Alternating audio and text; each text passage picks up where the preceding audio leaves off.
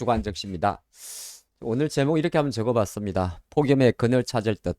뭐 날씨 덥다는 이야기인데 정시도 약간의 과열 신호가 있다 보니까 뭔가 이번 주는 다음 주는 조금 뭐 파월 의원들이 지난주에 동결을 했지만은 아마 매파적인 발언들 스케줄이 좀 많이 잡혀 있습니다. 그래서 그런 거 좀 있을 것 같고 제가 그 주식 살롱에서 잠깐 이야기를 해봤는데 약달러의 공격 요 이야기하고 또 하나 이제 그 4년 만이죠. 예, 블링컨 국무장관이 6월 18일자로 중국을 방중하게 되는데 그 메시지는 과연 뭘까? 이런 걸 가지고 다음 주 정시를 보도록 하겠습니다.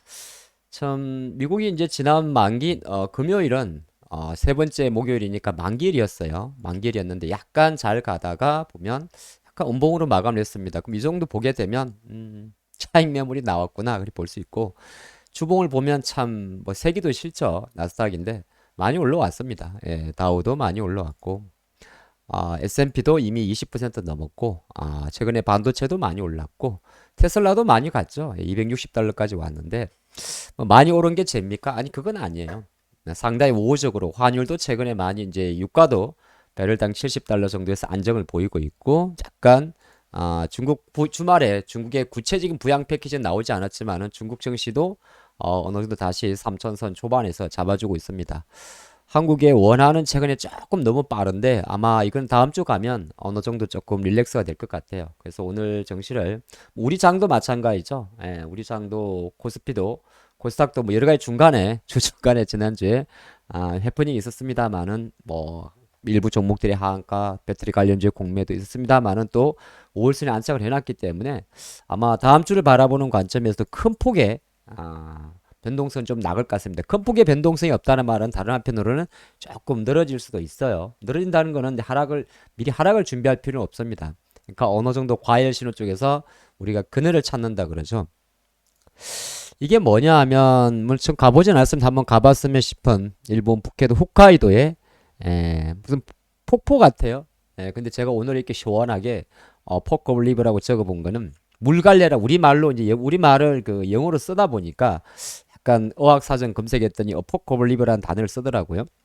브랜치란 단어 쓰는데 그러니까 시장이 약간 이제 좀 갈래길로 가지 않을까 그 내용이에요. 갈래길이란 말이 이제 약간 아 찢어진다는 말은 좀 그렇고 골고루 이제 올라가는 그런 걸 이야기하는 건데 아마 다음 주는 좀 그리 갈 것 같습니다. 첫 번째 보는 게 이제 약달러의 공격인데 어쨌든 지난 한 몇 주 동안에 금리를 동결하면서 뭐 여러 가지 이슈가 있었는데 제가 바라본 관점에서는 가장 약세를 달린 게 바로 일본의 엔화입니다. 엔화가 지금 141.82엔인데 월 추간 기준으로도 1.78% 약세로 갔고 월간으로도 3% 이상 연간으로도 5% 정도 약세를 보이고 있어요.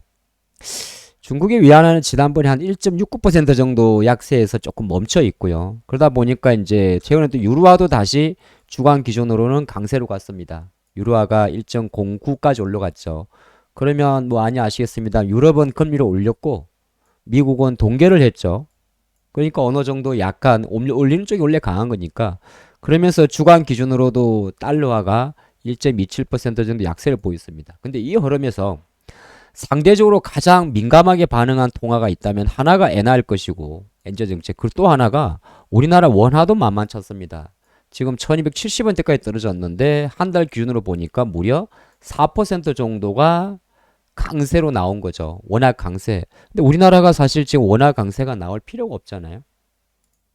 아니 뭐 나와도 상관은 없습니다. 상관은 없는데 우리나라가 이렇게 원화 강세로 될 정도로 무역 수지가 흑자라든지 그건 아니겠죠.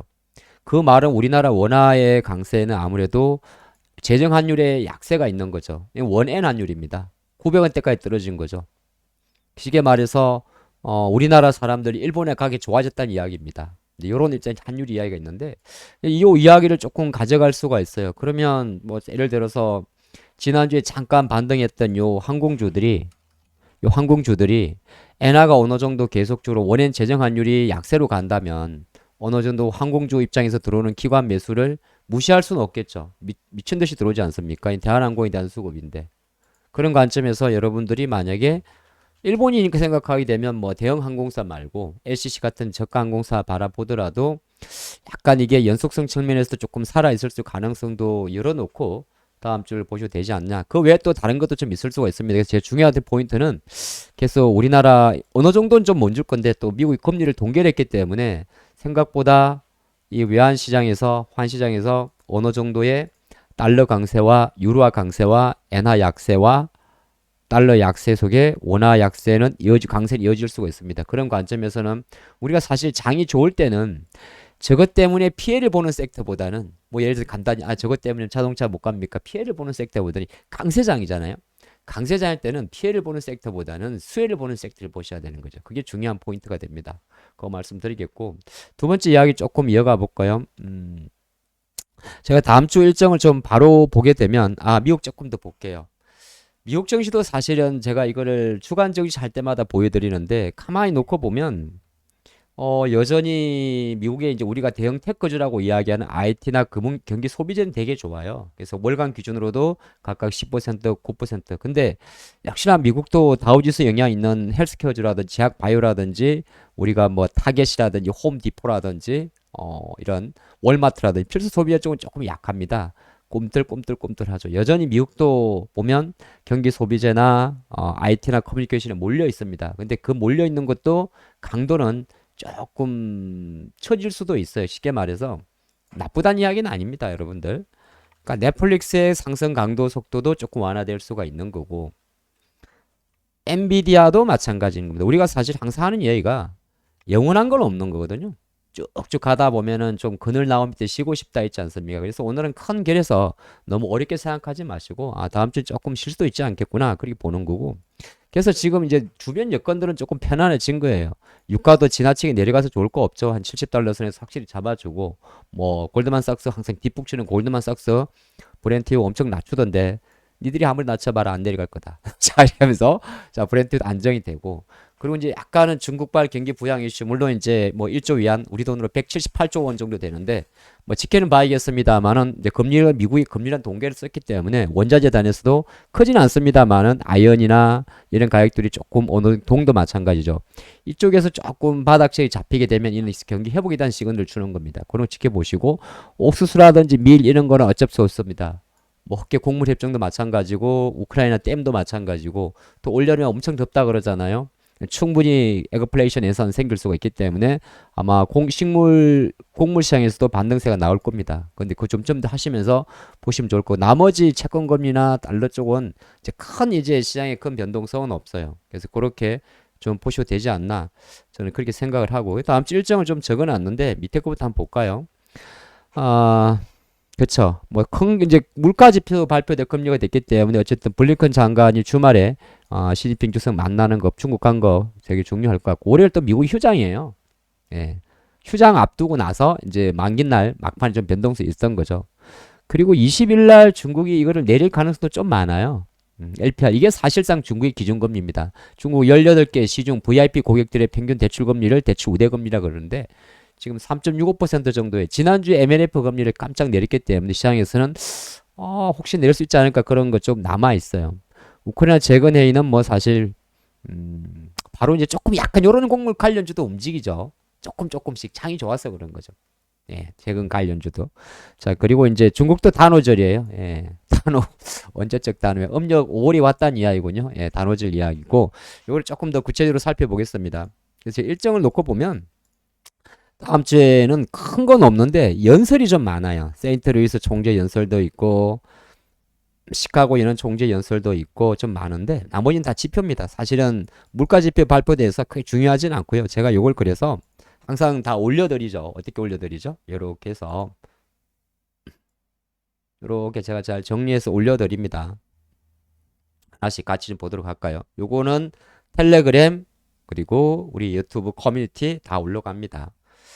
어쨌든 6일 이거는 별로 많이 영향은 없어요. 6.18 쇼핑 시즌은 별로 사전 예약에서 재미 못 봤대요. 그 단순히서 6.18 쇼핑 페스티벌이라고 괜히 뭐 중국 관련주 화장품 올라가네 그렇게 볼 건 아닌 것 같아요. 물론 이제 필수소비니까 움직이긴 하겠지만 리창 총리도 이제 본격적으로 해외 어떻게 보면 첫 해외 3월에 공식적으로 임명되고 나서 임명장 받고 좀 조용했던 것 같은데 이제 유럽으로 열심히 당연히 유럽으로 가야죠. 중국의 큰 밭인데 또 블링컨은 근데 여기서는 아마 두 가지입니다. 대만 문제, 우크라이나 문제, 그죠? 하지만 이 말이 메시지는 뭐냐 하면 잠깐 적어놨는데 이 메시지는 뭐냐 하면 실정적으로 바이든 대통령은 우리가 보는 관점에 따라 다른데 이미 내년도 대선을 준비한다는 거죠. 뭐 그렇게 볼 수도 있습니다. 어쨌든 정치인 중국과 미국의 관계에서 미국의 주요 국무장관이 중국을 간다는 건 그래도 안보적인 면전에서는 충분히 체크해 볼 이슈가 됩니다. 물론 그 어떤 깔끔한 결과는 안 나오겠죠. 뭐 4개월 만에 나오는데 뭐 나오겠어요. 하지만 상징적 의미는 있고 시장에 던지는 메시지는 바이든 대통령이 이제부터는 IRA 법안도 다 통과했겠다. 미국 그 파월 의장도 금리 한번 통과시켜 줬겠다. 오케이. 내년 이제 1년 남은 총선, 대선 한번 준비해보자. 그런 메시지 들 것 같고 월요일은 내일은 휴장이에요. 노동해방. 그래서 아마 금요일날 마감에 미국 그 약세가 뭐 그렇게 의미는 두지 않습니다. 물론 약세를 마감했으니까 어느 정도 뭐 차익명을 나왔다 보시면 좋을 것 같고 우리나라 윤 대통령도 월요일자로 프랑스, 베트남 방문 일정이 가는데 뭐 프랑스 갔다가 베트남 가는 일정입니다. 근데 프랑스에서는 에어쇼 가는 건 아니고요. 여기 무슨 일정이 있어요. 꼭 프랑스 마크롱만 만나러 가는 건 아니고 무슨 갑자기 생각 안 나는데 뭐 원래 이제 2년 차에 모든 정상들이 많이 다니거든요. 왔다 갔다. 거기 가는 게 있고 파리 에어쇼는 하나 에어로스페이스가 주관돼서 참가를 합니다. 참조하시고요. 그 다음에 이제 중국이 아까 말씀 혹시 내린다면 중국 소비재들 조금 좋습니다. 지금은 3.65 정도가 되고 1년짜리 기준으로. 그 다음에 뭐 건축허가 주택 착국 날려도 상관없습니다. 그 다음에 보면 이제 연준 의원들 금리 결잡고 지금부터 이제 열심히 혈흔 가기 전에 떠들 거예요. 근데 생각할 때 윌리엄스 총재의 성격이 뭐 예를 들어서 도비시 하든 호키시 하든 중요하지 않습니다. 얘들이 떠들면 거의 대부분이 매파적으로 떠듭니다. 떠든다는 게 뭐냐 하면 이제 발언은 그러니까 쉽게 말해서 다음 주는 시장에서 금리는 동결을 했지만 분명히 매파적 발언을 많이 쏘아낼 수 있는 일정은 좀 많습니다. 근데 개별적으로 봤더니 지난번에 윤석열 대통령이 미국 가자마자 제일 먼저 한 게 뭐냐 하면 3조 원 정도의 3조 원이었습니까? 갑자기 기억이 안 나네. 예. 바로 이 사람 만났습니다. 테드 서렌토스. 넷플릭스 공동 CEO인데 이분이 이제 한국 다시 방문한다고 해요. 물론 보통 같으면은 넷플릭스 관련 드라마 컨텐츠 관련주가 많이 움직이지는 않았는데 최근에 이제 아까 말한 대로 우리가 약간은 물줄기, 물갈래 정시를 이달까지 조금 생각한다면 움직이지 않았던 종목들도 조금씩 움직일 수가 있습니다. 그거 한번 굳이 뭐 제가 특정 종목을 거론하지는 않겠습니다. 근데 드라마 컨텐츠 관련주들 한번 보시는 것도 괜찮지 않나 보겠고 한국 프랑스 정상회담이 있어요. 마크롱과 만나고 근데 뭐 당장 원전에 대해서는 어떻게 보면 경쟁국의 관계가 있기 때문에 한번 이거는 뭐 한번 보도록 하죠. 무슨 이야기 할지 잘 생각 안 나네요. 삼성전자 DX 부문 전략회의는 제가 주식 살롱에서 잠깐 이야기 드렸는데 원래 통상적으로 하긴 하는 겁니다. 갤럭시 출시하기 앞서가지고. 근데 DX 사업 부분이 이제 가전도 있고 텔레비전, 냉장고 다 있는데 가장 중요한 거는 폴더블 5겠죠. 왜냐하면 평소보다 2주 당겨서 하고 한국에서 먼저 하니까 예. 여기에 이제 4를 걸고 있는 거예요. 많이 걸어야죠. 6, 7월, 7, 8월 달에 돈 벌어야죠. 그거 관련입니다. 스마트폰 폴 관련인데 많이 반영된 건 많이 있기 때문에 우리의 단순히 힌지나 이런 관련주도 좋겠습니다만 움직이지 않았던 뭐 필름 쪽이나 PCB 쪽 보시는 것도 괜찮은 아이디어라 보고 있습니다. BH는 뭐 어느 정도 이제 일정이 확정이 된 거기 때문에 이제 선 반영됐다 저는 그렇게 보고 있고 알맥이란 회사가 자동차 알루미늄 쪽 해서 부품 회사인데 이번 그 기관 수요 측에서는 상당히 좋았어요. 희망 공모가도 5만원대 이상 나왔고 근데 전체 물량 자체가 100만 주라서 아마 혹시나 청약하시더라도 한 주 받기가 쉽지는 않을 거예요. 하지만 참조는 하십시오. 알맥이라는 자동차 관련 아마 경량화 관련 기업을 알고 있습니다. 제가 IR 자료는 여기 주식 클래스 텔레그램에 올려뒀으니까 참조하시고요. 그러고 나면 수요일 날은 뭐 없어요. 네. 그것도 요거면은 최근에는 그래도 약간은 수출 데이터가 적자폭이 조금 축소되고 있습니다. 그런 건 좀 긍정용이 될 것 같고 베스트 클리브랜드 연은 총재는 계속 뜨는데 여기에 이제 종기부를 찍을 선 얘들이 아무리 떠들어봤자 파월 의장 한마디면 다 정리됩니다. 하지만 중요한 것은 뭐냐 하면 어쨌든 다음 주는 각 연준 의원들의 연설이 조금 많은데 그 연설 자체가 기왕이면은 도비시한 것보다는 호키샨, 즉 매파적 반응이 조금 많이 나올 수가 있고요. 우리나라 코엑스에서 다음 주 수요일 날 2개 행사가 시작되는데 스마트 모빌리티 산업 물류 산업전하고 무인 이동체 산업 엑스포인데 제가 봤는데 많이 움직일 것 같지는 않아요. 오히려 프랑스 에어쇼가 더 셀 수도 있습니다. UAM이나 이런 거 보시는 분들은. 네. 일정이 있습니다. 한번 체크하시고. 우크라이나 2차 재건회의도 이제 원래 2차입니다. 지난번에 2월 달인가 한번 했었고요. 이게 나중에 지금이죠. 그러니까 지금 러시아 우크라이나 관계가 좋아서 한 게 아니라 향후에 어느 정도 해결될 때 미리 세팅해 두는 거죠. 지금은 막 싸우지만은. 근데 이 회의 있다고 갑자기 뭐 최근 관련주가 팍팍 움직이진 않겠지만 최근에 조금 그림들이 나쁘지 않으니까 그 보시는 분들은 이런 신락 같은 일정에도 한번 체크를 하시기 바랍니다. 목요일하고 금요일은 중국은 휴장이에요. 예, 단오절이고요. 음, 나머지는 쭉쭉쭉. 예, 우리 베트남 정상회 요때 이제 아마 거의 다 갑니다. 경제사절단 다 갔나. 삼성전자 부이재용 부회장, 또 SK 최태원 회장이 아마 정경련 회장인가 그렇죠. 예, 다 갑니다.